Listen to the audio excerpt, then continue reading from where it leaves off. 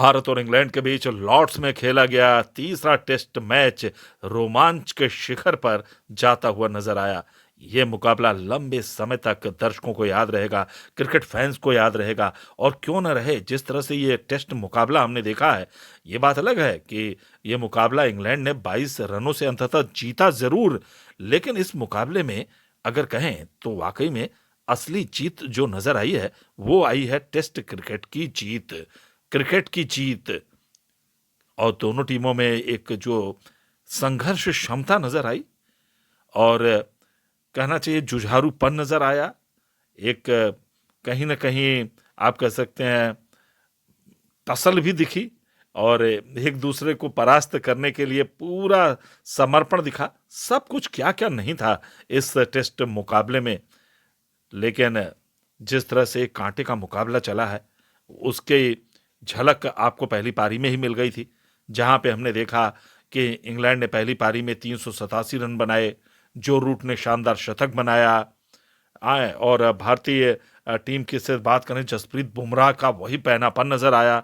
5 wicket उन्होंने प्राप्त किए और 387 का लक्ष्य भारत को मिला।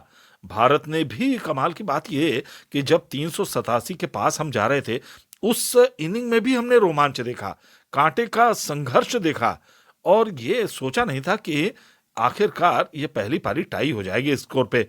और भारतीय टीम की पहली पारी भी 387 के जवाब में 387 पर ही समाप्त होती है। यहां केएल राहुल के 100 रन के शतक की पारी, जितनी तारीफ कीजिए कम।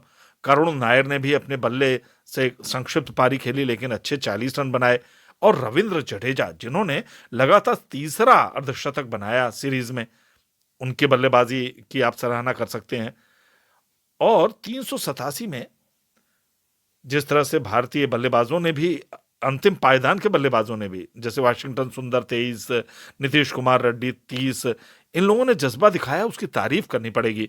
जबरदस्त प्रदर्शन किया। और इंग्लैंड की तरफ से भी गेंदबाजी में वो पैनापन नजर आया। क्रिस क्रिस वॉक्स ने 3 विकेट प्राप्त किए, 2 विकेट जोफ्रा आर्चर ने लिए, जो कि लंबे समय के बाद टेस्ट क्रिकेट में वापसी कर रहे थे। कप्तान बेन स्टोक्स ने बल्ले से जहां एक अच्छा योगदान दिया, तो पारी में 2 विकेट भी प्राप्त किए। अब आ जाइए इंग्लैंड की दूसरी पारी, और यहां भारतीय गेंदबाजों ने क्या शानदार काम किया। इंग्लैंड की पारी को सीमित कर दिया 192 रनों पर, और जबरदस्त गेंदबाजी करते नजर आए right arm off spinner Washington सुंदर, जिन्होंने 4 विकेट चटकाए। 2-2 विकेट जसप्रीत बुमराह और मोहम्मद सिराज ने लिए। नीतीश कुमार रेड्डी और आकाशदीप ने भी एक एक सफलता ली, और 192 रन पर सीमित कर दिया। और टॉप स्कोरर रहे जो रूट, एक बार फिर 40 रन की पारी खेली। और यहां बेन स्टोक्स बल्ले से एक बार फिर अच्छा प्रदर्शन करते देखे गए। 33 रन की पारी उन्होंने खेली। भारत को जब 193 रनों की चुनौती मिली, तो शायद आपने भी ये नहीं सोचा होगा कि मुकाबला इतना फंसेगा और इस तरह का प्रदर्शन देखने को मिलेगा। लेकिन इंग्लैंड के गेंदबाजों ने जिस तरह से रणनीति बनाई और जिस तरह से गेंदबाजी की, जिस तरह से अटैक किया, विकेट टू विकेट गेंदबाजी की, जितनी तारीफ की जाए कम। जबरदस्त गेंदबाजी। और जब चौथे दिन का खेल समाप्त होता है, तो उस समय भी स्थिति बड़ी अलग नाजुक हो गई थी, क्योंकि भारत ने जीत के लिए 193 रनों के लक्ष्य का पीछा करते हुए 58 रनों पर 4 विकेट गंवा दिए थे।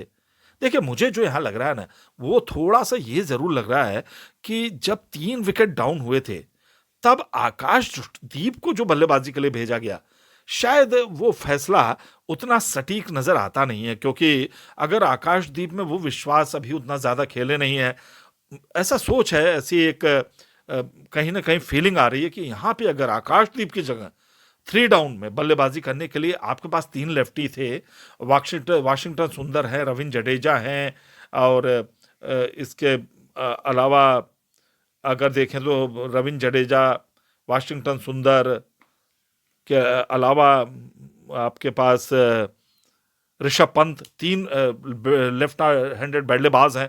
तो उसके बावजूद एक तो लेफ्ट राइट का कॉम्बिनेशन होता, दूसरी बात, चलिए आप रविंद्र जडेजा को बचा लीजिए, ऋषभ पंत को बचा लीजिए, लेकिन मुझे लग रहा है अगर वाशिंगटन सुंदर आते तो उनमें धैर्य और टेम्परामेंट इतना बढ़िया है कि शायद चौथा विकेट वो गिरता नहीं, और हो सकता है कि वहां से निर्णय कुछ अलग हो जाता।